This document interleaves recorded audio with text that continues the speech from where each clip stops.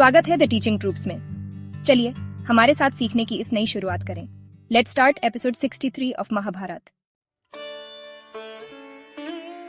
आस्तिक के पिता एक शक्तिशाली साधु थे जिनका नाम जरत्करु था, जो प्रजापति के समान शक्तिशाली थे। वह कठोर तपस्या करने वाले, आस्थावान और नियमों का पालन करने वाले ब्राह्मण थे। उन्होंने बहुत कम खाया, महान तपस्वी थे और अपनी इच्छाओं पर पूरा नियंत्रण रखा था। वह अपनी तपस्या और शक्ति के लिए प्रसिद्ध थे। एक दिन उन्होंने दुनिया की यात्रा करने का निश्चय किया। उन्होंने विभिन्न पवित्र स्थानों का दौरा किया, पवित्र जल में स्नान किया और जहां रात होती वहीं विश्राम किया। वह इतने कठोर थे कि केवल हवा पर निर्भर रहते थे और सोने से भी दूर रहते थे। अपनी यात्रा के दौरान एक दिन उन्हें कुछ विचित्र दिखाई दिया। उन्होंने देखा कि उनके पूर्वज यायवारों उल्टे लटके हुए हैं और उनके पैर ऊपर की ओर हैं। वे एक गहरे गड्ढे में लटके थे और उन्हें एक विशेष प्रकार की रस्सी से बांध दिया गया था, जिसे एक चूहा चुपके से खा रहा था। यह देखकर जरत्करु ने उनसे पूछा, तुम कौन हो जो इस गड्ढे में इस तरह लटके हो और तुम्हारी रस्सी को चूहा खा रहा है? पूर्वजों ने जवाब दिया, हम यायवार हैं, महान ऋषि जो कठोर वाउस का पालन करते हैं। हम इस स्थिति में हैं क्योंकि हमारे पास कोई संतान नहीं है। हमारा परिवार खत्म होने के कगार पर है क्योंकि तुम, हमारे पुत्र, ने तपस्या के जीवन को चुना है, विवाह और संतान उत्पन्न करने के बजाय। इसीलिए हम इस गड्ढे में लटके हुए हैं। हम अत्यधिक दुखी हैं और हम तुमसे मदद की कामना करते हैं। तुम कौन हो और तुम हमारे लिए क्यों दुखी हो? जरत्करु ने समझा कि ये उसके अपने पूर्वज हैं और उसने कहा, मैं ही जरत्करु हूँ, तुम्हारा पुत्र। मैं तुम्हारी मदद कैसे कर सकता हूँ? पूर्वजों ने कहा, तुम्हें विवाह करना चाहिए और संतान उत्पन्न करनी चाहिए ताकि हमारे परिवार की लकीर कायम रह सके। संतान उत्पन्न करना सबसे बड़ा पुण्य है। कोई भी तपस्या या अच्छे कर्म संतान उत्पन्न करने से बढ़कर नहीं है।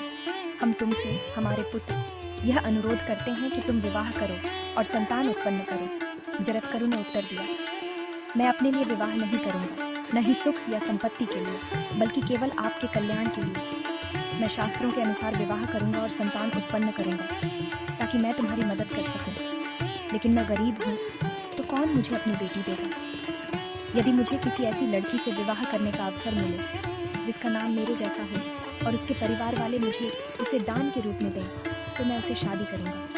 मैं इस बात पर पूरी तरह से दृढ़ हूँ। मैं संतान उत्पन्न करूंगा और तुम्हें स्वर्गीय स्थानों तक पहुंचाऊंगा ताकि तुम शांति से रह सको। यह आस्तिक पर्व के आदि पर्व का 13वां भाग समाप्त होता है। की टेकअवेज इन हिंदी 1। संतान का महत्व। इस कहानी में यह दिखाया गया है कि संतानों का होना और परिवार की लकीर को जारी रखना कितना महत्वपूर्ण है।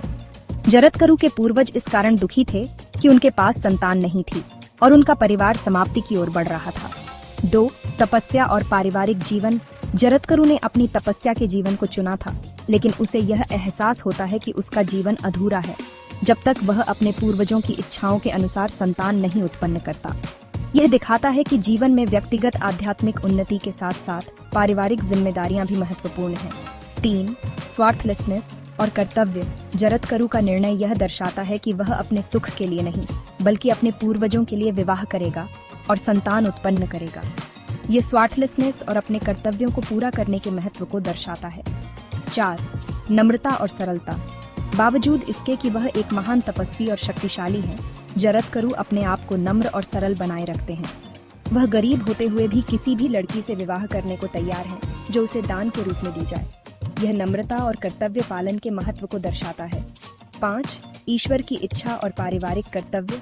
यह कहानी इस विश्वास को दर्शाती है कि पारिवारिक कर्तव्यों को निभाना भी एक ईश्वर की इच्छा है और इसे नजरअंदाज करने से आध्यात्मिक परिणाम हो सकते हैं।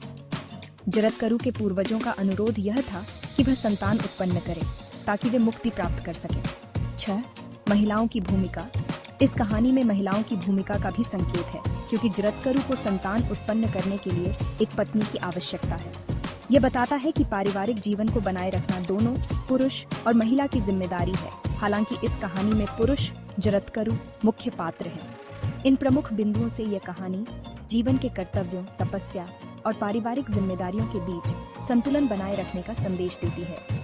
अगर आपको हमारा कंटेंट पसंद आए तो लाइक करें, शेयर करें और हमारे चैनल द टीचिंग ट्रूप्स को सब्सक्राइब करें। घंटी दबाएं ताकि कोई नया वीडियो मिस ना हो।